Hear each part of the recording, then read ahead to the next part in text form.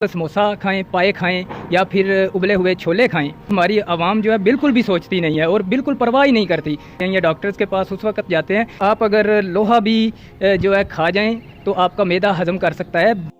आजकल पाकिस्तान में समोसे के ऊपर बहुत बहस चल रही है, जिसकी वजह यह है कि एक डॉक्टर साहब ने समोसे और डाइट के हवाले से पाकिस्तानियों को गाइड करने की कोशिश की, तो उसके हवाले से बहुत ही सेंसिटिव और पढ़े लिखे अफराद भी जो हैं अपनी राय तो दे रहे हैं, लेकिन मेरे नज़दीक खुद डॉक्टर साहब ने भी एक बुनियादी नुक्ते को नज़रअंदाज कर दिया।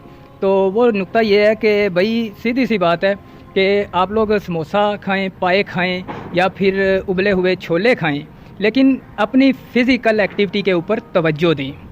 यानी जिस्मानी सेहत जो है वो सबसे पहले है। हमारी आवाम जो है वो कुछ भी खा ले, कोई मसला नहीं, लेकिन सबसे ज़रूरी जो चीज़ है वो है फ़िज़िकल फ़िटनेस। तो इसके हवाले से हमारी आवाम जो है बिल्कुल भी सोचती नहीं है और बिल्कुल परवाह ही नहीं करती।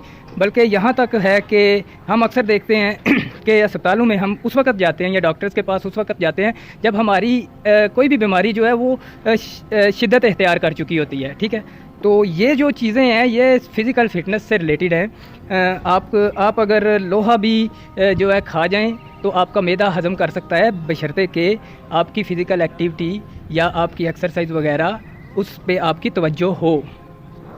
सिंपल सी बात है।